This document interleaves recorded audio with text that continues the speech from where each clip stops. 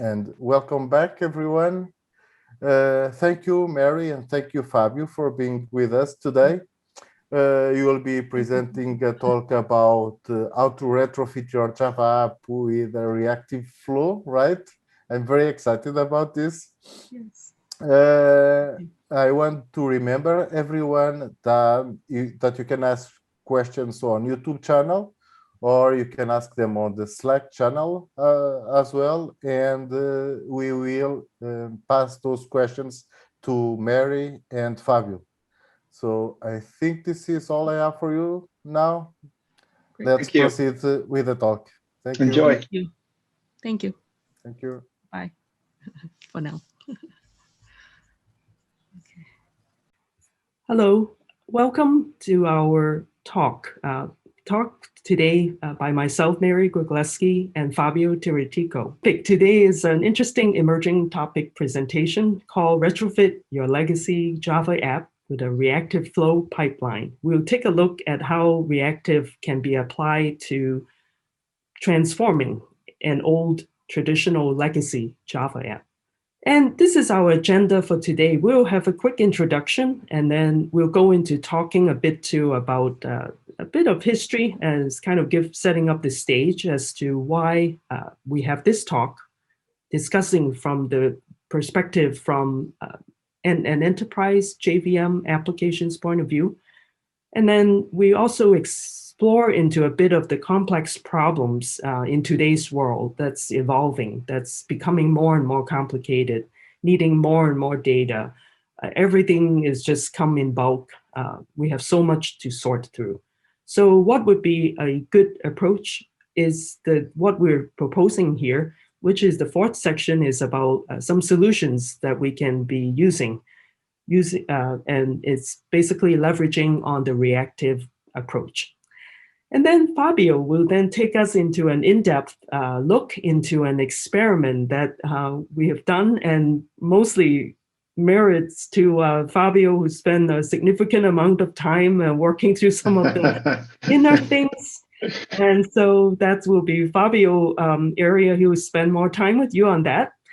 And then after that, Yep. we will come together and give a conclusion to this whole experiment on the reactive Java kind of experience that we have. So, all right, so let's begin. A quick introduction. I'll just since I'm talking, let me introduce myself. I'm Mary Grygleski. That's my Twitter handle, and I'm a senior developer advocate at IBM in the Java, open source, and cloud space. I'm also, by night, president of the Chicago Java Users Group, as well as a few other user groups in the Chicago area. So now to you, Fabio. Yes. Hi, everybody. And thanks for having us. My name is Fabio Tiriticco, and Twitter handle is TicoFab. It's a lot easier to pronounce than my family name. And I am based in Amsterdam, where I work as a software engineer, now currently actually in an engineering manager position. And I am the founder of this community, Reactive Amsterdam. So yes, the topics of today's talk are really, really dear to my heart. Thank you, Fabio.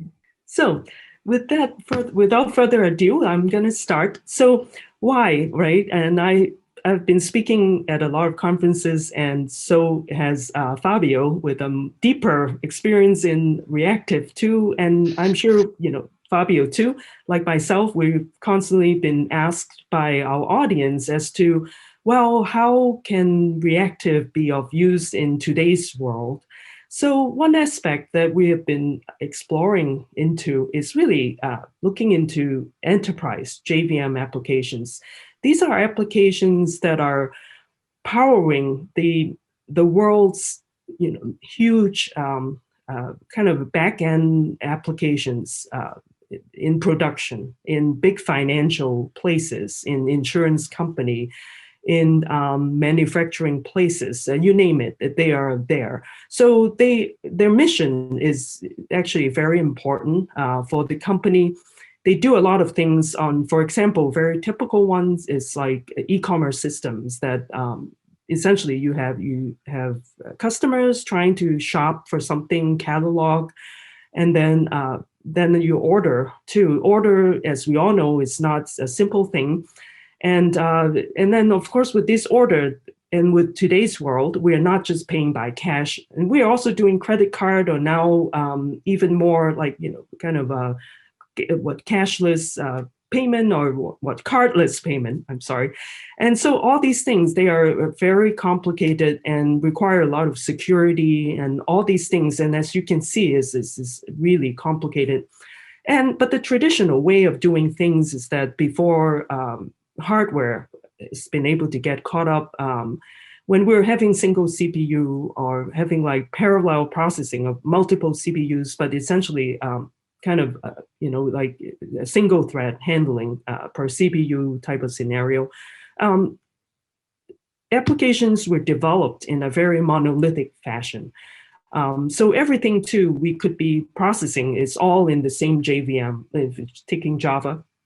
And they are all like doing things within the JVM, let's say order entry. And if you have an order, you need to talk to send your order over to your credit card, verify all your transaction. They will actually essentially hold up a thread, and you just like have to sit there and wait.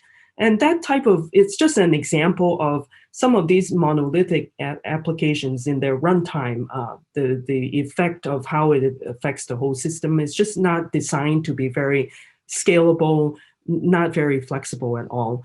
And not only that, on the design side, we run into that problem in runtime. But the thing is too, is that we also rely on a huge operation teams to help us too with the building part, not only building. In the testing phase too, we will be like having, the different development version of your code, or have your QA running a separate version. And then you have certifying all that before you go into production. Then, so overall too, the maintenance of such application is very high. And it's also not very flexible. It almost seems like the world must stop if you need to upgrade any part of your system. And that's kind of like the whole kind of issue with it. And of course, too, the data aspect too, is kind of like hard for it to be kind of like go through different states without being easily able to get updated the state changes between these different parts. So let's go on. And of course, too, not to mention the fact is that there's also the concurrency aspect of processing that present itself a lot of challenges. So those are kind of like some of the traditional enterprise applications that we can kind of think of using a reactive approach to solve. Then we talk about the solutions that we're proposing is to use this reactive approach.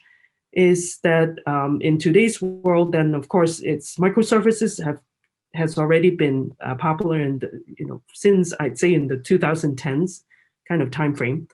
And so those are solutions of using this reactive approach. And actually microservices itself too is kind of perfect for letting the reactive or be adopted by the reactive way. They kind of both are kind of work together very well. A reactive system itself is by nature not tightly coupled too. So microservices is like a perfect kind of architectural approach that reactive systems can use. Oh, actually, I should also add too is like also the serverless aspect to it. It deals with the deployment part too, and in the serverless cloud native world too, it's also very suited for this reactive approach. And of course too, with microservices, everything kind of broken out and no longer like, all together, then you can essentially do your upgrading without one part can be down while other parts are still running. So that kind of is very, very conducive for the reactive approach. And of course too, there's also the traditional operations part is no longer the case. We're kind of using modern DevOps and infrastructure to for the deployment, building, continuous integration, and deployment part. And now too, if you think of Reactive 2 is basically enable concurrency without us, the developers, still having to worry about the mechanics of threading concern, because all of the threadings are now being handled by the libraries, by the reactive framework or libraries or toolkits, so that developers can then focus on actually the business operational side. Now, the thing is with using reactive approach is basically we're proposing is to build and transform some legacy applications. We're identifying parts of it and allowing the data to be flowing through different pipelines. And that's the area that Fabio will be demonstrating for us, is to a case in which we're building using different implementation of a reactive pipeline and different reactive libraries to implement this pipeline. And so I will pass the baton over to Fabio to talk about this particular use case. Yes, thank you very much, Mary. What we are going to look at is this hypothetical situation where we're talking about some data pipeline and there's going to be some processing happening. The first legacy processor will consume data from the first Kafka topic, and then the second processor will do some additional processing on it after it has received the output of the first processor. And finally, the second Kafka topic will be where our process data will end up. And what's important is in this entire pipeline, we are using concepts coming from the Reactive Streams idea, where Reactive Streams is a standard that has been part of the JDK since JDK 9, I believe. And one of the most important consequences and benefits of using this standard is back pressure. So what we'll see is that the entire process only does actual something if there is demand from downstream. So in this concrete example, let's say if the legacy processor number 2 doesn't have enough capacity to process all the potential incoming data, the first processor, legacy processor number 1, will be reacting to this situation by simply stop sending data and awaiting for legacy processor to be ready to process more information. And this is crucial in large systems where many pieces interact with one another, as fast producers might boggle down slow consumers. And so in order to avoid this sort of overflowing situation, we have these pipelines that employ back pressure all the way up to the source of the data. And now let's go look at some code and some demo. Here we are. You should be seeing my screen now. And what you are seeing now is, in fact, the GitHub repository with the code for the demo that you're about to see. As you can see, there's these two, legacy processor 1 and legacy processor 2 are our projects. And then there's two other folders. One is about infra, is a simple Docker Compose file that will spin up our Kafka infrastructure. And sources producer is a project that will simply put some random data on Kafka, so the first legacy processor has something to consume. Now let's see this in action. Here we are. There's our infra directory. Let's spin up our infrastructure. This is going to start our entire Kafka backend.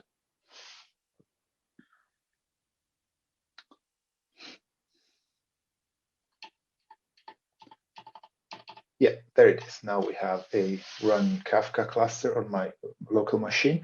And so let me start the sources provider, which will start push data into our Kafka topic. This is going to be just, let's see, there it is, 1 record per second containing just that specific timestamp, as you can see. And this guy is just going to keep producing as we go. So let's first look a little bit at the code before we started. What you are seeing now on screen is the implementation, the actual starting point of the first legacy processor.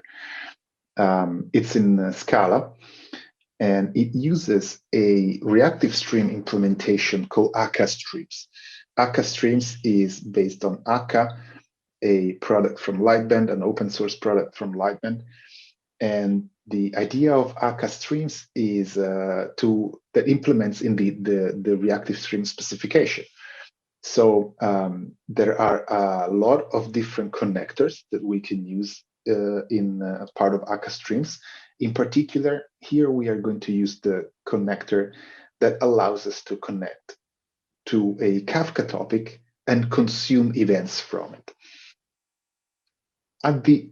See this little snippet here, this is the entire thing, the whole thing that we really need to look at. What this processor is going to do is going to, okay, after instantiating some configuration setting, like which topic we are going to submit to listen to, here we are creating our stream, which starts considering our Kafka topic as a source of items. And then for each item that comes in, we are first simulating some processing. In this case, we are just extracting the string value, and then a little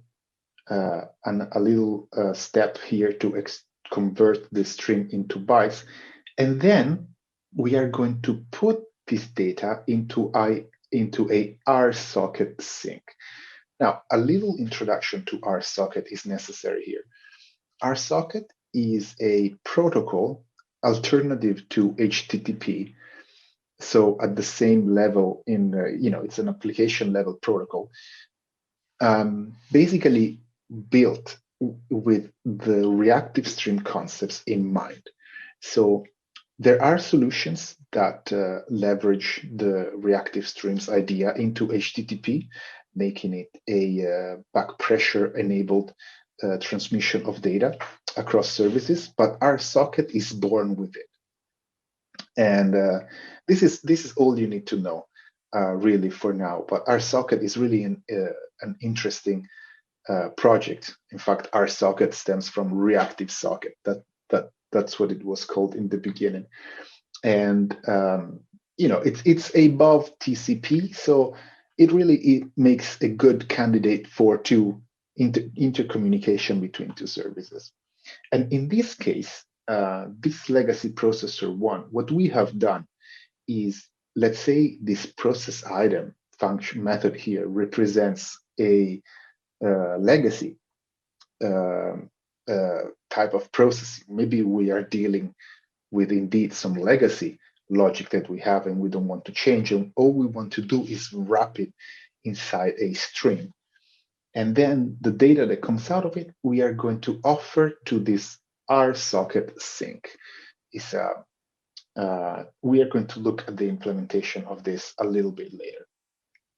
If we look for a second at the second legacy processor, which you are seeing on my screen, this is a Java application, which again,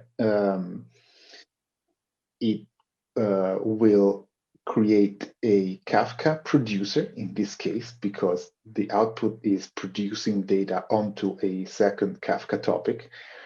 And then this code that you see here is about, let's say, this block here is about creating a RSocket receiver. So once the first legacy processor finds a valid connection to the receiver, it will start pushing data through. And what happens with the data that we receive is right here, is this bit. For each item that we receive from the first legacy processor, we are going to extract its string content and simulate some work. This is, again, simulation of some legacy processing logic. This processing actually is maybe a little interesting to look at. It's just down here. It will basically make our machine and our thread sleep for a random number of seconds. We'll see later why a random. And after we are done processing, we are going to publish the data onto a second Kafka topic. What's interesting to notice here is that when only at the moment when we return from this method, once the execution of this logic highlighted now has completed, this is going to be the signal to the first legacy processor that we are ready to receive more data. And this syntax here, flux.empty, you are probably familiar with it if you have used the Project Reactor or Spring Boot-esque applications. You are probably familiar with this logic. And this is all I want to say for the moment about this legacy processor. Let's try and give these two guys a spin in this window here. So let me first start. Let me just check that our sources producer is still producing data on Kafka. So let's spin up our first legacy processor.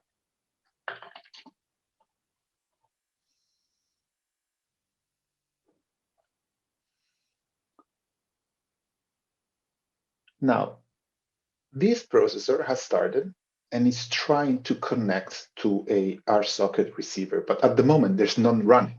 So what's interesting already to notice is that because there is no server running, then this entire stream is not consuming anything, because this particular component is not asking for anything to consume. So by going all the way back to the source, we are not consuming anything from Kafka. This consumption will start when we trigger the second legacy processor. What we should see, if the demo gods help us, is that the first legacy processor will connect to the listener and start consuming events from Kafka. There it is. So here, what you could see is that when an item is received on the second processor, then there is this random delay. So you see 2 seconds, 3 seconds, and the first processor is only reading messages from Kafka as there is availability from the second processor. And so you see that they really go hand in hand. The entire thing is protected in this sense. We are only consuming data when there is some need for it. And I just want to, this concludes our demo. I just want to spend one more minute. For those of you familiar with Kafka Streams, it's an incredibly powerful ecosystem, incredibly rich. There are Kafka connectors, HTTP connectors, or connectors to connect to basically most of your potential technology underneath in a reactive way. But interestingly enough, there isn't an official connector for RSocket. So what I have done, I have created these two RSocket sync and sources. get an inspiration, there is a blog post actually on the Lightman website, which I used as a inspiration and then built on top of that. This code you see here is the RSocket sync that we are using. And the idea is this is the area where we create the connection to the RSocket receiver. And then what I want you to look at is basically two things. This method here that we have overridden on push lets us write the logic of when we should retrieve items from the stream and when we should get then the next one. So in this case, this grab is the signal to grab an item from upstream, and then only so we are grabbing some payload here. Here, this is the line where we are sending the payload further, and then only when there is a request, we are asking for a new item that will be triggered from above. And the code is online, so you can look at it. This is all for our little demo, and now I would like to share with you a couple of conclusions about this experience from building this pipeline. So the good things and the bad things I found. Well, first of all, I have some experience with reactive streams already, but if you haven't been exposed to them, to this kind of a standard, it really is incredible. It enables you to work with different technologies. Not only on the JVM, you could have a reactive stream implementation in Python, for instance. Why not? And still keep the streaming semantics of back pressure all the way through the pipeline. But something that is not great is that different implementations, as you can see, are not yet very easy to get to work together in the same process. RSocket is a great technology, but unfortunately, documentation is very limited. I asked some things online and I got help from the helpful contributors, but mostly pointing to the examples online, which are certainly useful, but then again, limited, and you have to do a lot of work to figure things out as you go. I also didn't like very much that the Java implementation relies on Project Reactor, because you might simply not want that. You might want to use a different implementation. And if you are in a Spring sort of world, this is perfect. It is absolutely perfect for you. It will just mix seamlessly with Spring Boot. In fact, there's books written about it. But if you don't particularly like Project Reactor, you're still stuck with it. So it's just a dependency. In fact, my conclusion is that, in fact, while not built for this streaming purpose, if you mix HTTP with some underlying streaming semantics, and there are some projects that have done that, like Akka HTTP, well, this solution might be a more efficient and faster way for you to modernize your legacy application. And this is all for me, and maybe we can have share some conclusion together with Mary at this point. Sure. Yeah. Thank you, Fabio. It's a great demo and very clearly explains. Thank you. So yeah. And yeah, we're kind of looking at this whole pipeline and we're wondering, yeah, this is like a sample implementation. Could we actually have other implementations? I think as you mentioned about, right, we could actually write maybe the legacy processor too, could be like in Python, in even JavaScript, maybe Node.js. For sure. So I think it basically we're trying to illustrate is that with the reactive streams kind of approach, it's actually make your application a lot more module, so to speak, like modularize. If you're writing microservices, you can actually have the legacy processor as one microservice and the other legacy processor is another one. And so you can see that they all connect with each other through messaging. And in this case, we, as Fabio has illustrated, it will be in our socket, and you can plug different things in, plug and play. So it's actually a very flexible approach. And that's what we also like about our Reactive. And it's because of that capability that kind of enables us to do things more efficiently too. Indeed. So, yeah, exactly. Indeed. So yeah. And then also maybe one last kind of conclusion is that, well, how about like Project Loom that's kind of scheduled now for Java 18, I believe. And that's right. So there's still a couple more versions before it will be released.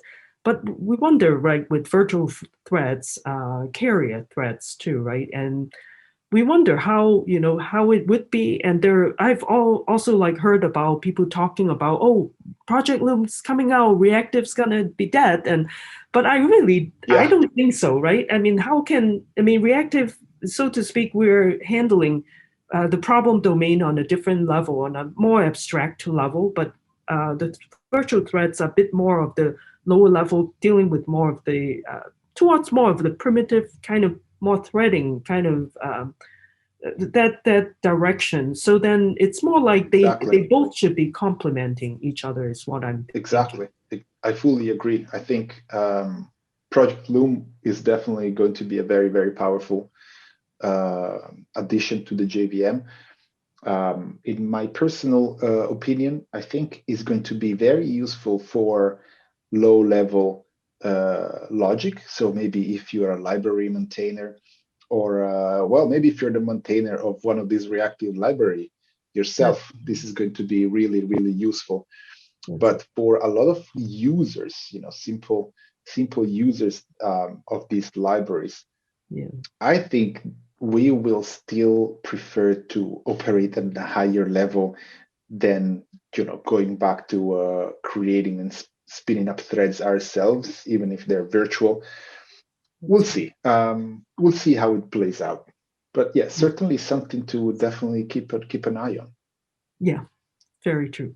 Yeah, wonderful. Yeah, it's been a great conversation too in our presentation. Hope everybody enjoys it. And these are a couple of links to lots of things we've mentioned. The first one is the sample code that I've shown you. Our socket, Quarkus, Docker, lots of technologies that we mentioned. And I believe this is all from us. So thank you very much. These are our contacts and our links. That's right. Yeah. Thank you all for attending our talk. Yeah. So goodbye, everybody. And till the next time. Yes. Bye. Bye-bye. Okay. Thank you. That was an amazing presentation. Again, good morning, good evening, good night here in Mondego room. So, hello, Mary. Thank you for your presentation. Octavio, thank you. Yeah, it's really excited to be here. I wish I could be there in person in Portugal. Yeah. We'll make that happen next year. Don't worry. Yes. I will hold that. Yes. And Fabio, how are you today? How do you feel today? Sorry. There's a leak of language. Yeah, Ottavio and I, we like to speak Italian. I come from Italy, so we like to speak Italian to each other. Hence the confusion. Yes, it's a beautiful language. Yeah, even though I don't understand, it's kind of really beautiful to hear, right? Yeah, yes. It's really nice. So I don't know if I'm speaking or if I'm singing, because I don't know the difference. Yes. Yeah, opera. I think of Italian opera. So, yes. Yeah. But see, Portuguese is an amazing language too. I would love to learn that. Yeah, both was because the Latin language, right? So the difference because Italian's closer, like the plural and stuff like that, and Portuguese is a little bit far, for example, the plural stuff like that. Yeah. So in the perspective of Latin, Italian is more closer and clean than any language. But anyway, you talk about language, that includes Java as well, right? So in That's Kotlin. right. So that's time to use fire your question about. So I'm here. I'm checking the YouTube channel and also the Slack channel. By the way, if you're not following us on Twitter, please follow us on Twitter with JNation. And also there is the Slack channel at Mondego where you can file your questions. Okay, so if there's any question, please let us know right now. By the way, are you guys on the Slack channel? Slack. I don't have that. I think I used to have it. No. Yeah, I should be on. But Yeah. anyway, please tweet about your slide presentation, if you don't mind, so this we can slide. share the slide. Sure. That's one of the So- questions that I received right now. So Sure. we heard, while we wait for questions, we heard that this event usually it's in a cathedral or something like that. Where is it? Yes, Wow. the cathedral. It's an amazing one. I can't wait to be I'm big back fan of live. history, and every time that I go to museum, that inspires me a lot. My philosophy is to make future, I need to understand better the past. So that's why I love so much museum, and that's why I love so much Yeah. Java, because I can make the future with that. Yes, that's Yeah. amazing place to go to check it out. Maybe next year, besides the church, we can try go to Porto or some city nearby sea, Yeah. where I Oh my can God. That would be walking, beautiful. do any kind of Wow. speaker trips or something like that, where you can explore more the opportunities around. But Octavio, so I have a question for you. While we wait question for us, I have a question for you. Okay. The last time I Please, was guys, in... be worried. Please worry. It's not very technical. The last time that I was in Portugal, man, pastéis de nata. That's Whoa. a drug. That's you cannot Yes. stop eating. How can you maintain your shape when you live in Portugal? Oh, right now it is because I'm not able to go to the bakery. That's easy question to answer. So I'm not able to go to anybody else. I'm not able to go to restaurants. So it is, but I'm scared when to return to normal because the cold fish here. I don't know if you have this before, but the cold fish is a special fish in the north where they have amazing dish and amazing several derivation from this cold fish in Portugal. So fried Yeah. Wow. with oil, cold fish. Wow. It's a kind of bread with cold fish inside. So it's like a specialty here around cold Wow. fish. That's amazing. Wow. That's amazing. You make me want to travel so much. Me too. Come yeah. on. You already got the God. first Yeah. shot, so wait another one, and then you're free to go. Yes. You're free to Yeah. come. Yes. For everybody in the Slack channel, you can also ask me if you're interested how it is to get the first shot. I can tell you everything about. Yeah. That's nice. Yeah. That's cool. Okay, please answer that. How's the feeling to get the first shot? I'm curious. Yeah. So last night I didn't feel much, but this morning my arm was hurting. Mary, do you remember? Did your arm hurt? You know what? I have to admit, I'm a bit squeamish, but I don't go outside much, so I have not gotten my shot, even though I can. But I'm waiting it a little bit to make sure stabilize because of all the reports. Yeah. Once I know I have to travel, then I will go get my shots. But yeah, but I'm a little bit nervous. Okay. Getting it. Okay. But Yeah. yeah. But how is yours? I've heard multiple reaction or different types of reactions to. Some people have it had it easy. Some people just had it really like a reaction, maybe feeling like getting a fever and things like that too. But those are rare. Yeah, I have heard something about that. Apparently, I the don't know. second shot. Oh.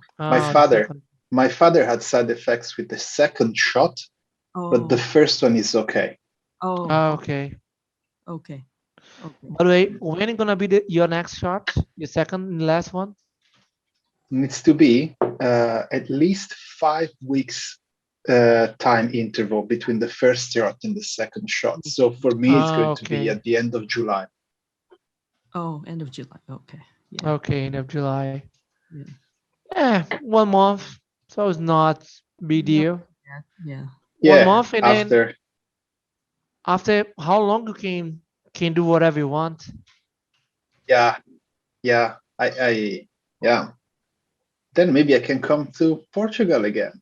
Yes, you can. Maybe December, Yeah. something like that. I really believe in December we will return to have conference. Being honest, physical ones. Fingers crossed, man. Fingers crossed. Yes, I heard some discussion in US. They want to do something around that in November. In the US, there are actually Yes. already some conferences in like the Midwest.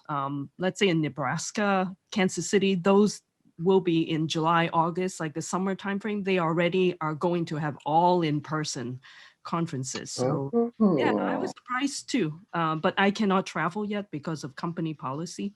Not until later this year. So that's why I'm not in a hurry to get my shots yet. I just want to wait a little bit. And so, but I would love to. Do you go to the office sometimes in the United States? Yeah, sometimes, well, it depends. Like, like advocacy, a lot of us actually are unless we are with a city team, they call it like geolocation team. Most of the time we're working from home, all of us, because we have people at different cities. So, but unless you are like San Francisco team or New York City team, they all, kind of sit together. But for us, we scattered everywhere. So, I see. But there are also product teams that we have different location for the product team. So yeah, and they tend to be together too in the same location. So yeah. Right. Yeah. Okay. But anyway, yeah, it's a So quiet channel today, right? Nobody asked questions. yes, let me check again.